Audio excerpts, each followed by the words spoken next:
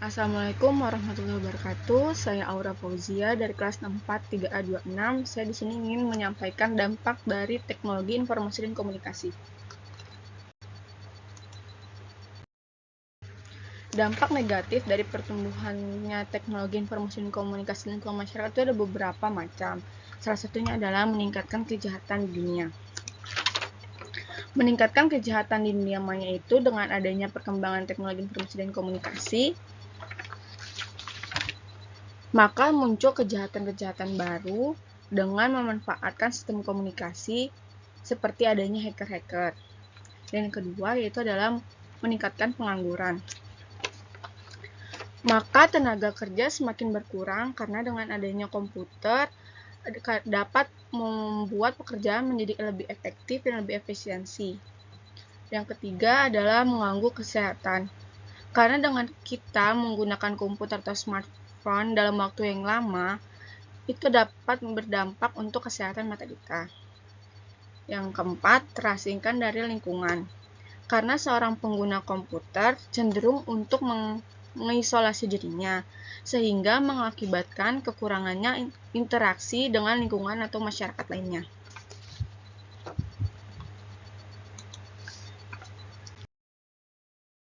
Selain dampak negatif untuk masyarakat, teknologi informasi dan komunikasi juga mempunyai dampak positif dan negatif bagi beberapa bidang lainnya. Yang pertama, dalam bidang pendidikan. Dalam bidang pendidikan, kita memiliki dampak positif. Yang pertama yaitu informasi yang dibutuhkan akan semakin cepat dan mudah diakses. Seperti jika ingin mengetahui tentang sejarah atau tentang pelajaran-pelajaran lainnya, kita dapat dengan mudah mengetahui dengan mencarinya di internet tanpa harus membaca buku. Yang kedua, inovasi dalam pembelajaran semakin berkembang. Karena dengan adanya inovasi seperti e-learning, kita dapat memudahkan proses pendidikan. Untuk yang tiga, kemajuan PTIK memungkinkan perkembangannya kelas virtual. Contohnya pada masa pandemi kemarin, kita masih dapat melakukan pembelajaran tanpa harus bertatap muka atau dalam satu ruangan. Tidak hanya dampak positif, dalam bidang pendidikan juga memiliki dampak negatif. Yang itu, satu, mempermudah terjadinya pelanggaran terhadap hak haki. Karena semakin mudahnya mengakses data, maka orang yang bersifat plagiatis akan melakukan kecurangan. Yang kedua, jika terjadi kecerobohan dalam sistem akan berakibat fatal. Dan ketiga, dampak negatif itu dengan adanya TV membuat anak berpikir pendek.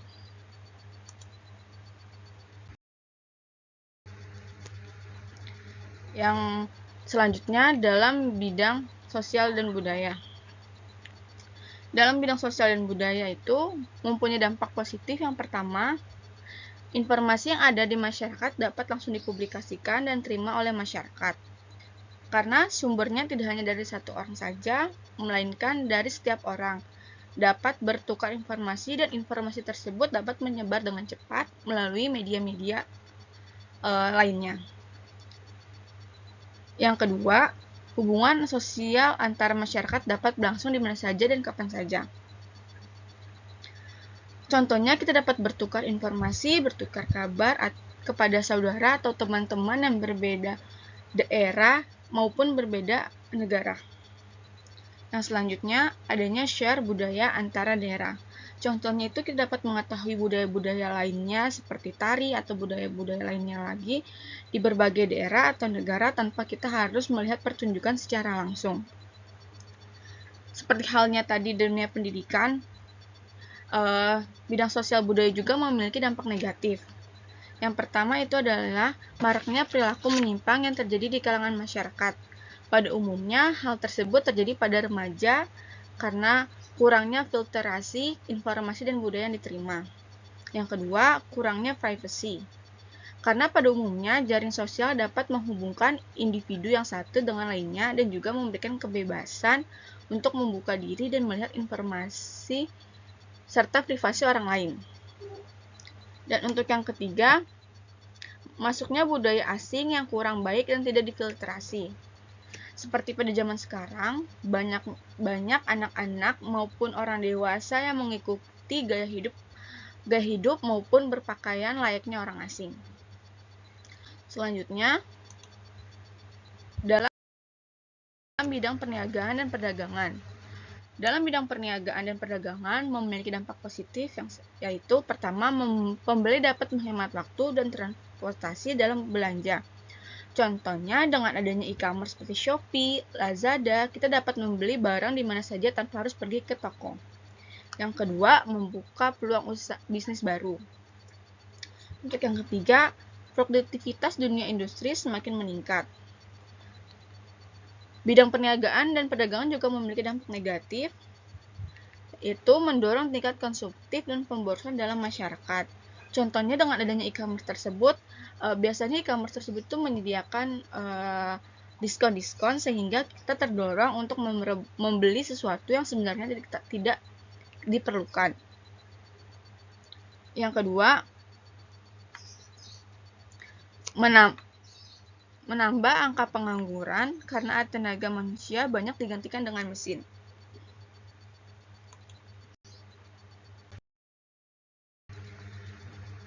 Selanjutnya dalam bidang pemerintah memiliki dampak positif. Yang satu, mendorong tumbuhnya proses demokrasi. Kedua, meningkatkan layanan kepada masyarakat. Yang ketiga, meningkatkan hubungan antar pemerintah dengan dunia usaha dan masyarakat. Dampak negatif dari bidang pemerintah, yang pertama, penggunaan persenjataan canggih untuk menyerang pihak lain demi kekuasaan, terorisme semakin merajalela, dan yang terakhir, munculnya kejahatan jenis baru. Selanjutnya adalah dampak era revolusi industri.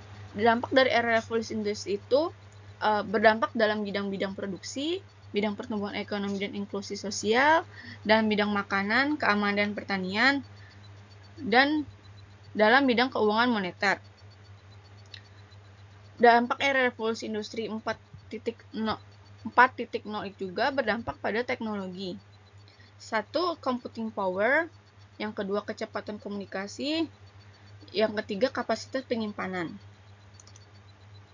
Selanjutnya dalam industri otomotif. Pengemudi sudah mulai digantikan oleh teknologi yang mengakibatkan asuransi sudah mulai tidak diperlukan dikarenakan menurunnya tingkat kecelakaan.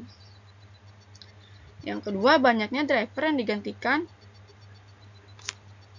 digantikan oleh robot atau mesin yang dapat memastikan meningkatnya pengangguran.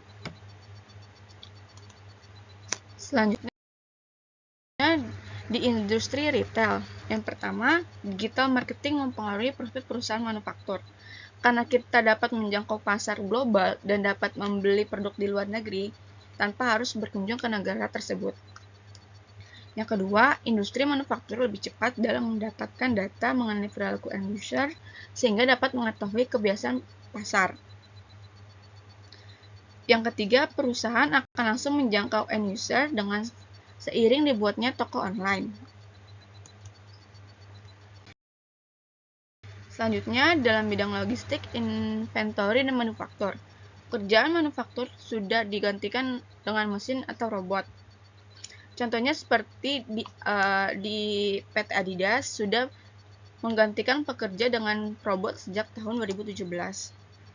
Yang kedua, kurir sudah mulai digantikan oleh drone yang bisa mencapai jarak sejauh 8 km dalam waktu hanya 13 menit.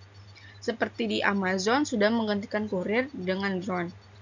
Yang ketiga, peran wartawan yang sudah digantikan juga oleh robot. Dan yang keempat, pergantian call center yang diganti oleh teknologi yang memanfaatkan antara mesin dan bahasa pemrograman. Selanjutnya, ada di bidang teknologi keuangan. Penyediaan nasihat keuangan dan manajemen melalui analisa big data dengan dibuat robot AI yang menyediakan nasihat keuangan. Dan juga menyediakan AI untuk institusi keuangan. Untuk yang terakhir di bidang pendidikan dan kesehatan, yang pertama terciptanya AI di dunia kesehatan, yang kedua meningkatkan akses dan kualitas pelayanan kesehatan jarak jauh, seperti contohnya sekarang sudah mulai adanya Halodoc. Yang ketiga terciptanya e-learning yang tidak mengharuskan siswa datang ke kelas untuk belajar. Dan keempat, terciptanya e-library agar mempermudah dalam mencari kebutuhan atau buku dan jurnal. Sekian yang bisa saya sampaikan, kurang lebihnya mohon maaf. Wassalamualaikum warahmatullahi wabarakatuh.